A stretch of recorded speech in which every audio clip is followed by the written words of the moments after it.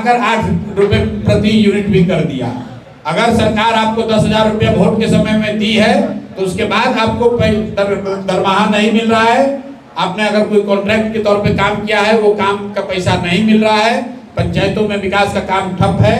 और अगर यही व्यवस्था रही, आप देखिएगा 3-4 महीनों में यहाँ फिनेंशियल क्राइसिस, आर्थिक क्राइसिस होगी। और जब आर्थिक क्राइसिस होगा तो ये लोग उसी बहाने से शराबबंदी को हटाएगा, क्योंकि दूसरा कोई रास्ता इनके पास है नहीं।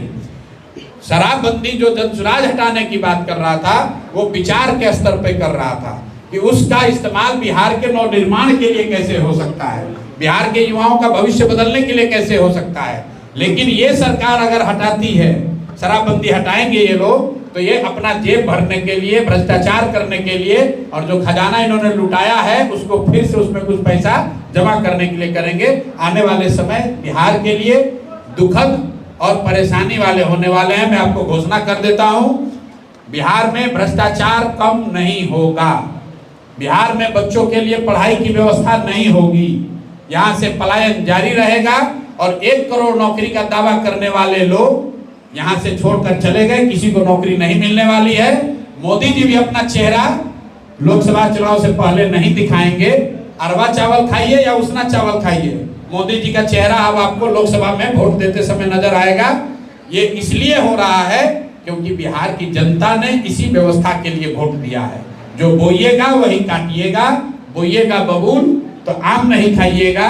आपने बोया मकई है तो अब मकई पर ही काम चलाना पड़ेगा।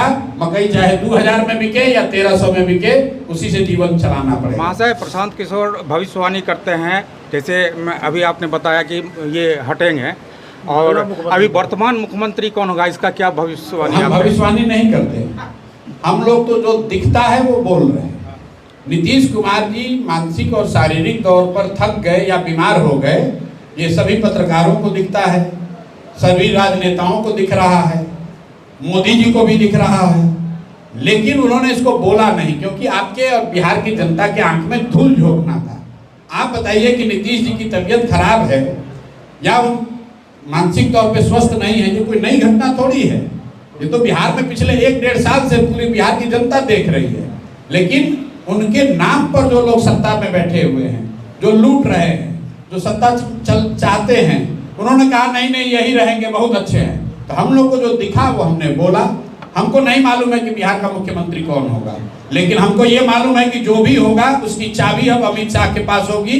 अमित शाह जो चाहेंगे वो मुख्यमंत्री वो करेगा, बिहार की जनता जो चाहेगी वो मुख्यमंत्री वो नहीं करेगा, क्योंकि मुख्यमंत्री बनाएंगे अमित शाह और मोदी जी, तो जो वो लोग कहेंगे वो आपको करना पड़ेगा।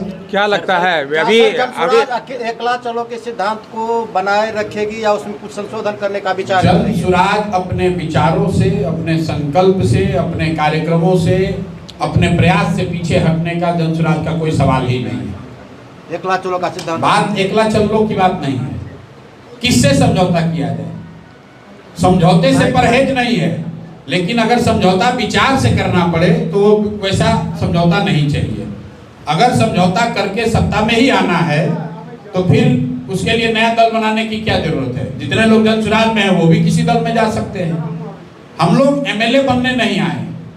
अगर बिहार में बदलाव करना है तो ऐसे लोगों से ही समझौता किया जा सकता है जो इस विचार से सहमत हैं कि बिहार में बदलाव की जरूरत है, बिहार में शिक्षा की जरूरत है, रोजगार की जरूरत है। सिर्फ सड़क बनाने से कुछ होने वाला नहीं है।